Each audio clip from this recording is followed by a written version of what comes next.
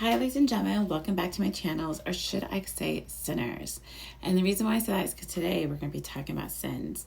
So I've kind of like talked about sins in my videos and like my concept of it. And if you've been following my channel, you know I always talk about the holographic universe. And based on quantum physics and the double split experiment, they basically validated that the universe basically collapsed on the observer effect, basically validating in so many ways that we live in a holographic universe. So with that understanding, we have to understand what exactly do they mean when they say sins? Because when they talk about sins in a holographic universe, it's like how does that work? So I'm going to go ahead and talk about the 7 sins. So really what the 7 sins or sinning is when you forget your origins of who you are. You forget that you are in a holy, you're in your container, which is a temple. So basically this is your body. Of course I have whiteboard. This is you, this is your body, and you're just really, really happy. Most of the times you're just thinking and not really even paying attention. You're just like la la la la, and you're having a great time. But really what's happening is as you're thinking from your third eye, which is here, you're actually seems like you're manifesting from your third eye. And there's something in spirituality called the cosmic egg, and it looks like this. And usually in metaphysical spirituality, it's a circle with a dot. It's called the cosmic egg. And the cosmic egg is basically supposed to be the point of where all potential comes from. It's 0 point energy.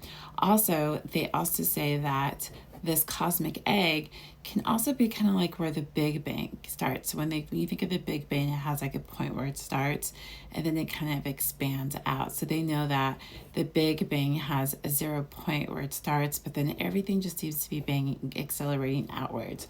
So they kind of figured out based on science that there's a Big Bang. But they said basically that 0 point, a lot of metaphysical people said, is the point of all creation. Because if we were to reverse the Big Bang and make it go backwards, then it will all come down to this one point. So once again, that point in metaphysics and spirituality and some religions is called the cosmic egg. So that's how it looks like, the cosmic egg. Okay, so now the reason why I'm telling you that is because it could be also believed that the cosmic egg is in you and it is going to be your third eye, okay? And from your third eye is where you will be manifesting your holographic universe, which is usually a reflection of your innerverse. So based on what's going on in your innerverse, you'll go ahead and manifest it outward. And so if you have positive, you're going to manifest that from your conscious. And if you have negative, you're going to manifest that through your shadow. So based on your conscious, your shadow, you're going to be manifesting. And really what's happening is you're going to project your innerverse outwards. So therefore you can have an interaction with it. Okay. So that's like that's how the holographic universe is supposed to work based on our understanding. But what happens is when you're manifesting, you're supposed to stay from the center of your ultimate potential, which is the cosmic egg. So that's going to be right here. But unfortunately, a lot of times when people manifest, they don't stay in their center. They actually leave their body and go into the holographic universe. And what happens is when they get caught up in the holographic universe, so here you go, I have right here, is your cosmic egg. So this is how the cosmic egg looks like. So basically it's your third eye. So you're supposed to manifest from here and then just observe. So you're supposed to be kind of like manifesting by observing, kind of like half in the holographic universe and inside. That's why the yin and yang balance is always talking about it. Understand your manifestations, but kind of be a little bit detached. So what happens is you're supposed to be here and be a little bit detached, so therefore observe what you're manifesting and therefore use your observations to work on your innerverse. So therefore you're observing your external verse, but then taking actions for your innerverse. But what a lot of times what people do is they come from here and they manifest in the holographic universe, get caught up in the holographic universe, forget to get centered and keep going in. And usually that's associated with the ego.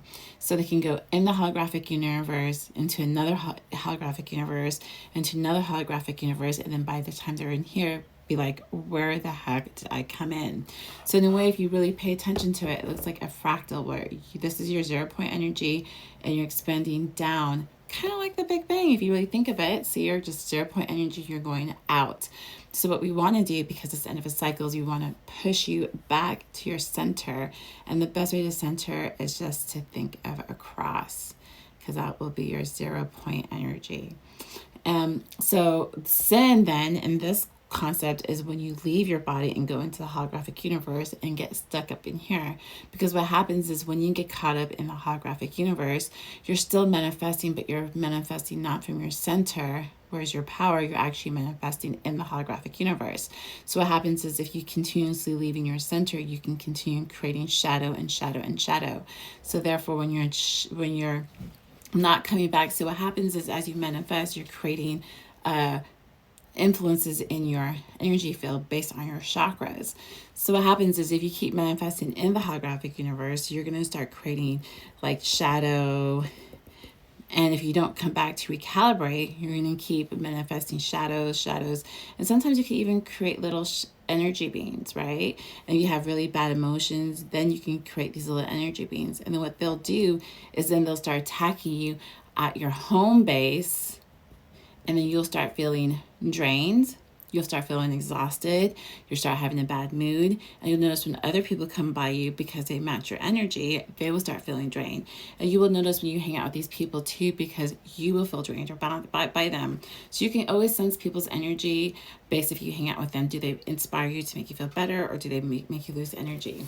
So when you understand the dynamics of all this, this can actually also manifest in ghost. So what happens is if you're not paying attention here and you're interacting here, one or two things can happen. One, you can actually create a thought form or something in here that can actually attack you, or a ghost that's actually in this area sees that you're vacant and they'll try to come over and take over your home. So a lot of times people go into the holographic universe, leave this part vacant, create lots of shadow, and therefore their aura has entities, or it could have other ghosts trying to take over it because it's basically an empty shell. So these are the things. So now you understand that they basically talk about the 7 sins that make you get stuck in the holographic universe, okay? So the 7 sins that make you get caught up in the holographic universe is pride, greed, lust, envy, gluttony, worth, sloth.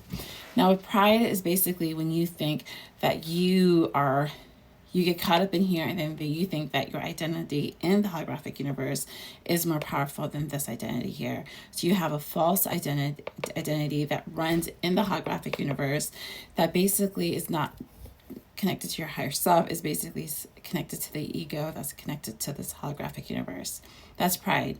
And then this personality can be very greedy and do things out of greed, like money and things that name stuff. It can also be have lust. It could also have gluttony, where it just gets too involved. So basically, you see all of these right here pulls you out of your center into the holographic universe, and you get kind of induced and excited by it. A great example of that is, that movie Matrix, where the guy was like, do you want to go into the holographic universe? And he was like, oh, the girl in the red dress is hot. And then he was like, oh, the steak tastes really good. That would be lust, greed, and maybe like envy or something like that, maybe even gluttony.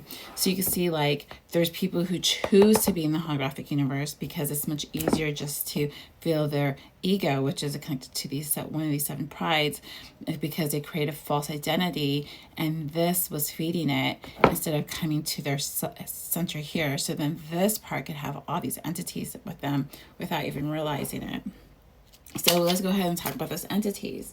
So those entities that around them could be tulpas, which are basically in Tibetan Buddhism, they have these tulpas that they can create on the astral planes, which are like servitors, which are like energy beings that they create from the elements, and you can have them do things for you in the astral plane.